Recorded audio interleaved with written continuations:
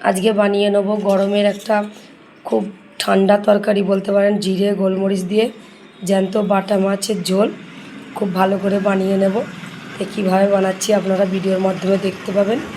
আর এই ঝোলটা দিয়েও শুধু ভাত খাওয়া যাবে, কেন গরমে তো কিছুই খাওয়া যায় না, তো ওই হালকা পাতলা ঝোল দিয়ে একটু ভাত খাওয়া যাবে।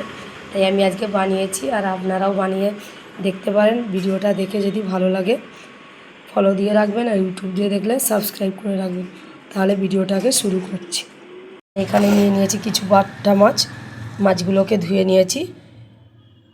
মাছের ঝালের জন্য আমি এখানে জিরে আর গোলমরিচ কাঁচা লঙ্কা কিছুক্ষণ ভিজিয়ে রেখেছিলাম, এটাকে বেটে নেবো শিলে। আর পেঁয়াজ কুচিয়ে নিয়েছি, পেঁয়াজটাকেও বাটবো, কিছু রসুনও বেটে নেব।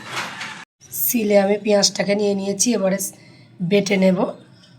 এখানে আমি মাছটাকে নিয়ে নিয়েছি, মাছগুলো ভালো করে ধুয়ে নিয়েছি, বাটা মাছ। এবারে মাছে আমি একে একে মশলা দিয়ে দিচ্ছি। প্রথমে দিয়ে দিচ্ছি পেঁয়াজ বাটা, পেঁয়াজটাকে ভালো করে বেটে নিয়েছি। তারপরে দিয়ে দিচ্ছি জিরে আর গোলমরিচ কাঁচা লঙ্কা বাটা, আজকে সব বাটা মশলা ব্যবহার করছি। আর লাগছে কিছু মশলা, এখানে নিয়ে নিয়েছি নুন, হলুদ, ধনে আর জিরে, এগুলোকে দিয়ে দিচ্ছি। আর দিয়ে দেবো সরষের তেল।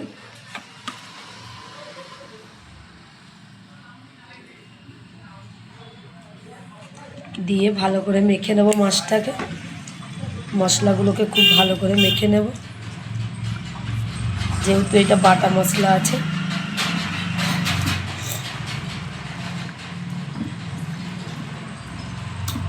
আমি আগের দিনও একটা করেছিলাম, সেটা রুই মাছের, এটা হচ্ছে বাটা মাছের।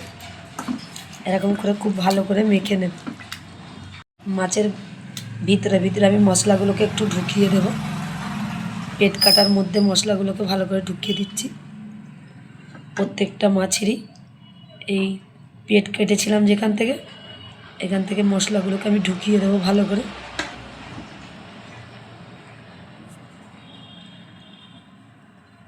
খুব ভালো করে মাখা হয়ে গেছে। এবারে এতে আমি জল দিয়ে দেব।